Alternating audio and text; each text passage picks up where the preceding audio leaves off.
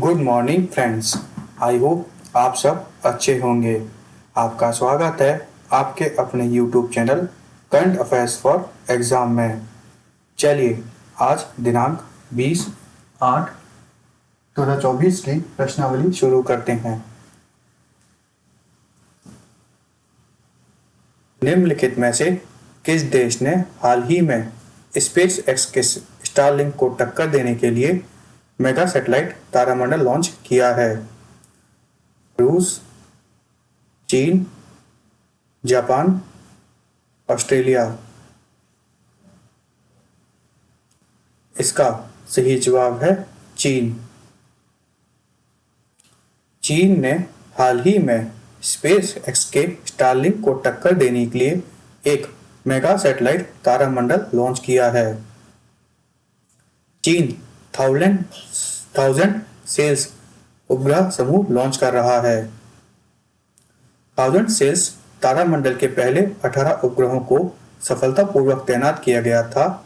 अगले साल तक 648 उपग्रह और दशक के अंत तक 15,000 उपग्रह लॉन्च करने की योजना है। चलिए अगले प्रश्न पर आते हैं। निम्नलिखित में से किस देश का डाकिनी विश्वविद्यालय भारत में परिसर स्थापित करने वाला पहला विदेशी विश्वविद्यालय बन जाएगा? USA, UK, France, Australia. इसका सही जवाब है ऑस्ट्रेलिया। ऑस्ट्रेलिया का डेकन यूनिवर्सिटी भारत के कैंपस में स्थापित करने वाली पहली विदेशी यूनिवर्सिटी बन जाएगी। स्वतः परिसर Gujarat international finance tech city अर्थात Gujarat international finance tech city शहर में बनाया जाएगा। चलिए अगले प्रश्न पर आते हैं। प्रत्येक वर्ष विश्व मच्छर दिवस कब मनाया जाता है? 17 अगस्त, 18 अगस्त, 19 अगस्त, 20 अगस्त। इसका सही जवाब है 20 अगस्त।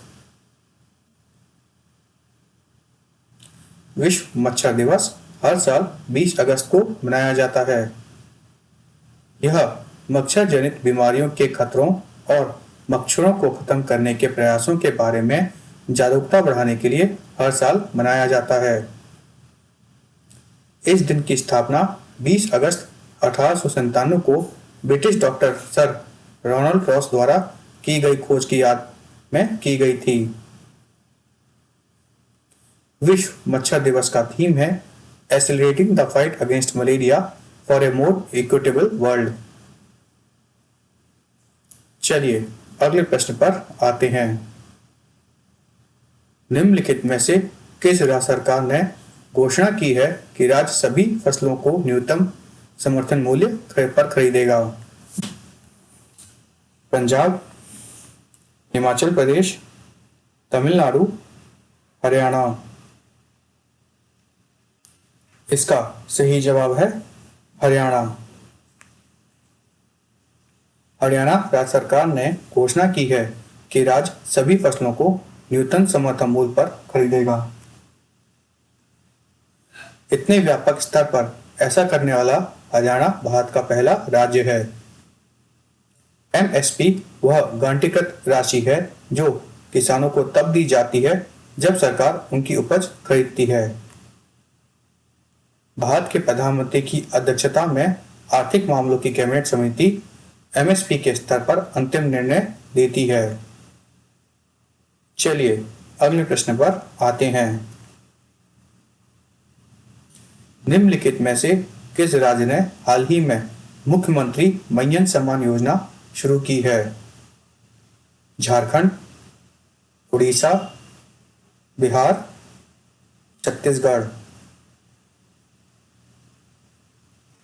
इसका सही जवाब है झारखंड। हाल ही में झारखंड राज्य सरकार ने महिलाओं के लिए मुख्यमंत्री मय्यन सम्मान योजना शुरू की है। मुख्यमंत्री महियन समान योजना के तहत 21 से 50 वर्ष तक की उम्र की हरे या पीले राशन कार्ड धारक महिलाओं को हर साल 12,000 रुपए की सहायता राशि दी जाएगी। इसे पहले झारखंड बहन बेटी स्वावलंबन प्रोत्साहन योजना के नाम से जाना जाता था। चलिए अगले प्रश्न पर आते हैं। निम्नलिखित में से किसे SA20 लीग का ब्रांड एम्बेसडर नामित किया गया है? सचिन तेंदुलकर, दिनेश कार्तिक, युवराज सिंह, इरफान पठान। इसका सही जवाब है दिनेश कार्तिक। दिनेश कार्तिक को SA20 लीग का ब्रांड एम्बेसडर नामित किया गया है। चलिए अगले प्रश्न पर आते हैं। हाल ही में आकाशवाणी संगीत सम्मेलन कहाँ आयोजित हुआ? मुंबई, बेंगलुरु, नई दिल्ली, लखनऊ। इसका सही जवाब है नई दिल्ली। आकाशवाणी संगीत सम्मेलन हाल ही में नई दिल्ली में आयोजित हुआ। चलिए अगले प्रश्न पर आते हैं। हाल ही में निम्नलिखित में से किस मंत्रालय ने WHO के साथ डोना समझौते पर हस्ताक्षर किए हैं? कोयला मंत्रालय, स्वास्थ्य मंत्रालय, कृषि मंत्रालय, आयुष मंत्रालय।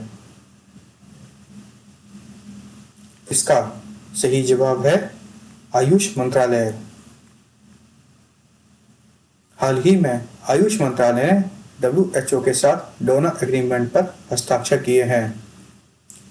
इस सहयोग के माध्यम से भारत गणराज्य की सरकार जामनगर, गुजरात में भारत में WHO global traditional medicine centre के संचालन का समर्थन करने के लिए 10 वर्षों की अवधि में 85 मिलियन अमेरिकी डॉलर का दान देगी।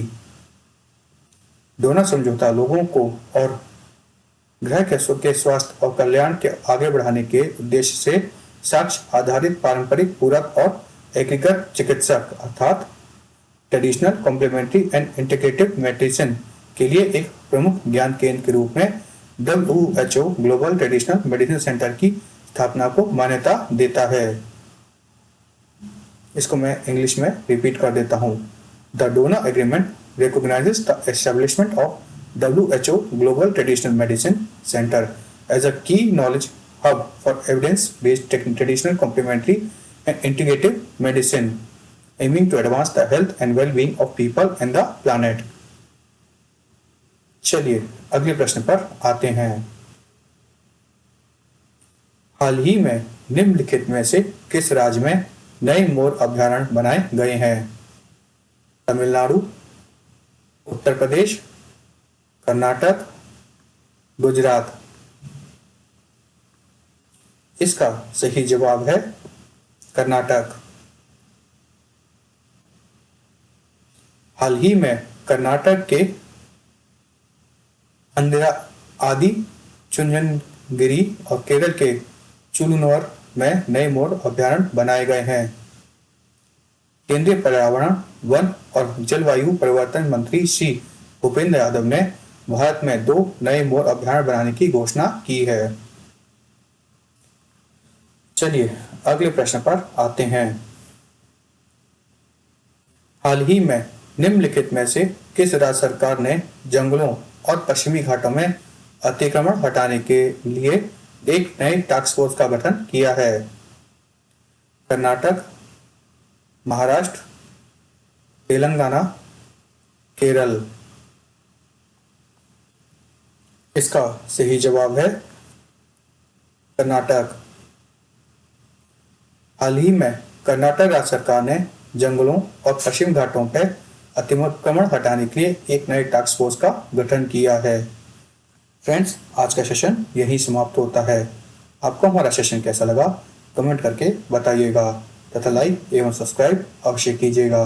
धन्यवाद।